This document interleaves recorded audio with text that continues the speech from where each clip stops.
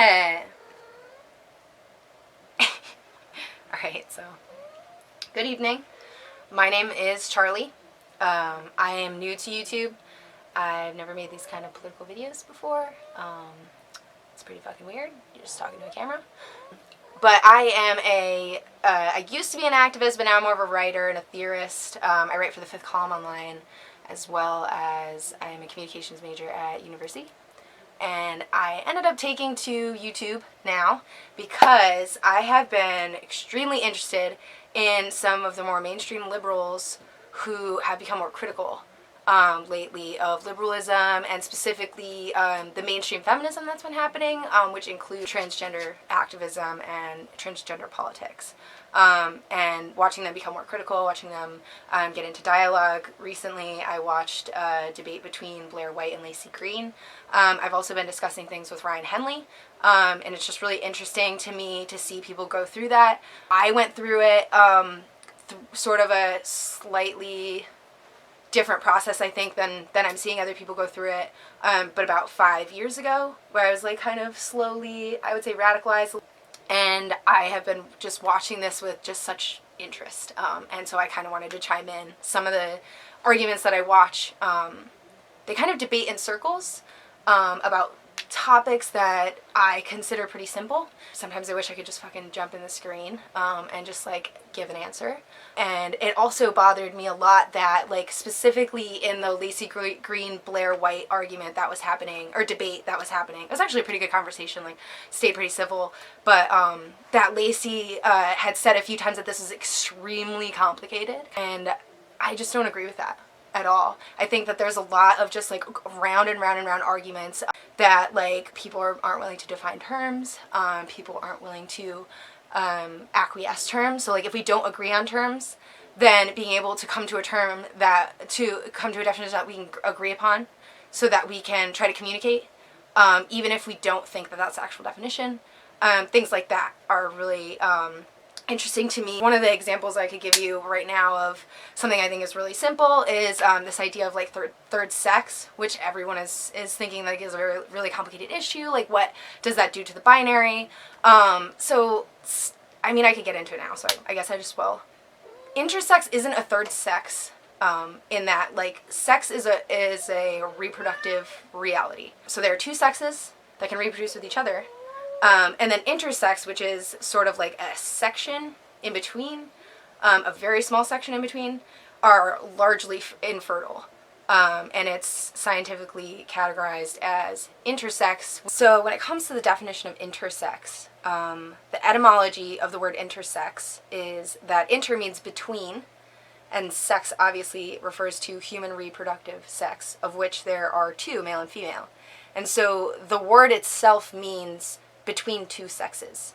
So in that sense, if you look at what the root of the word is and what the word actually means, the term itself, intersex, affirms the sex binary of male and female. So Laci and Blair go into what they think gender is. That was another thing that, like, is supposedly super complicated. And there's all these aspects, your gender identity, your gender performance, your this, that, and the other thing. And I also think that that's a really, like, they're trying to make something a lot more complicated than it actually is. So, like, a really simple way, and, like, I think even trans activists agree with this in some sense, is that sex is biological and gender is socially constructed. And so, sure, if you have a social construct, you can create as many facets of that made-up construct that you want. That's really easy to do. Like, one of my friends, Mary, said is that, like, you can make up shapes for ghosts. I mean, that you can make up as many shapes for ghosts as you want. And so, like, if you can keep adding all of these things to what we believe gender is, and, like, the different ways that you can express it, the different ways that you can feel it, all of these things. But at the end of the day, gender is a social construct of what we believe men and women are supposed to be. And that comes from socialized genderizing. So men and women become these people because we socialize them to do so. So it's pretty simple. You are born with a sex, and you are socialized as a gender according to your sex, whether or not you're male or female. This was the original definition of the term gender, which was coined by feminists to describe the differences between the expectations of men and women, the socialization of men and women, such as men are supposed to be strong and they're supposed to be the head of the household, they're supposed to be the head of the state. That is a gender role that men have been allotted. And women are supposed to be mothers, they're supposed to take care of their children, they're supposed to take care of their husbands, and they're not supposed to play an active role in society. And so, like, I could get into a really simple example of that. So if you take a female that is born with a uterus, you have a biological woman. If that female ends up rearing a child, then that is a biological role that she is playing, that she's a mother. Everything on top of that, the ideas of what we expect women to be as mothers, is the gender role. So there's a difference between the gender role and the biological role. And so those two are very largely becoming conflated, that people are just kind of throwing out gender and sex as if they're the same thing. And so to be able to, like, kind of get into the, like, this isn't that complicated, that's kind of why I wanted to make these posts. It's pretty simple. It's simple in that, like, I'm not going to argue that you can make up as much about gender as you want, because that is how social constructs work in general. Sure, make up whatever you want about gender, that's fine. That doesn't make it reality. That doesn't make it anything that anybody else has to believe as well, or be coerced somehow, either socially or through social pressures or through some sort of legal mandates, like misgendering laws, that someone should be forced to do as well. And so I wanted to make these videos to start a conversation, and perhaps even maybe myself enter into a few debates, because I think that this is simple. I think that this is, by continuing to say over and over again that this is extremely complicated, is doing a disservice to us. So from this conflation between gender roles and sex roles, it's becoming just like mass confusion. And by basically repeating over and over it's very confusing, and that it's very complicated, we're disallowing people to be able to grasp it. So to give a really kind of like further loose example of this motherhood role, sex versus gender role, I had a friend come to me a few months ago, who I've gone back and forth with a couple times about transgender activism and mainstream feminism as well. And she told me that she did not feel like she was very nurturing, or that she wanted to be a mother. And she asked me what that made her. So that is a conflation of the gender role and the sex role.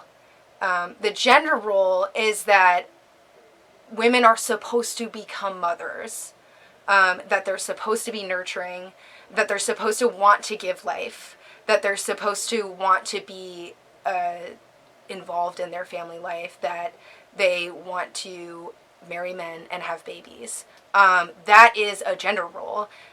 So the biological role is just whether or not you want to rear children. And in that sense, if she does not feel like she wants children, or that she's very nurturing, she can reject her biological role. I know that she lives in the United States, and I know that she has access to abortion. So it would be really simple for her to reject that biological role. But it's apparently more difficult somehow to reject the gender role. So in essence, she does want to reject the gender role. She does not want to be what society thinks women are, which is a mother or a nurturer or a caregiver. That's not who she wants to be. But it's somehow hard to give up that idea that women are supposed to be nurturing and women are supposed to be mothers. So by trying to distance herself from that gender role, she is telling herself that she might potentially not be a woman. And so the ironic part in this is that she could tell herself as many times as she wants that she does not want to be a woman, or that she does not want to be nurturing or rear children. But the fact of the matter is that she can still get pregnant. And so she has to worry about that. And that is something that she will have to worry about until she goes through menopause, because that is the reality of a biological female.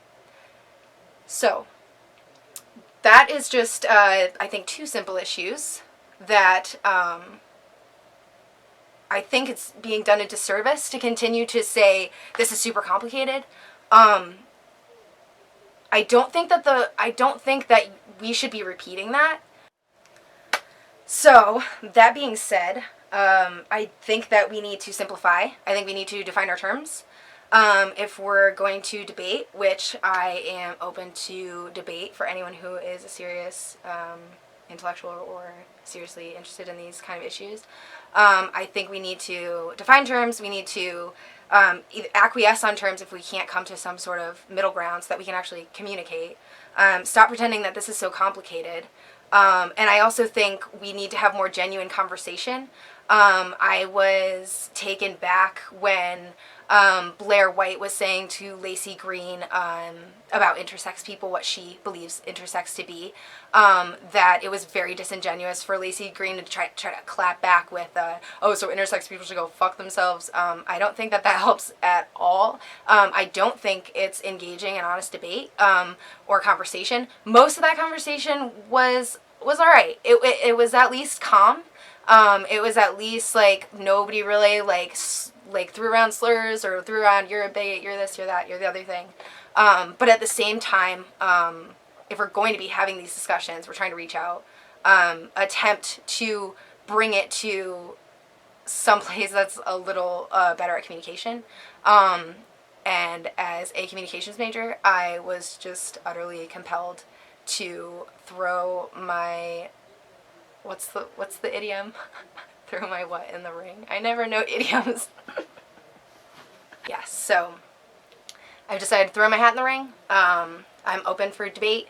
And I am also open if anybody wants me to make a video about something. I'm going to continue making videos for now. Just kind of see how it works out. I have a lot to say. So, catch you around.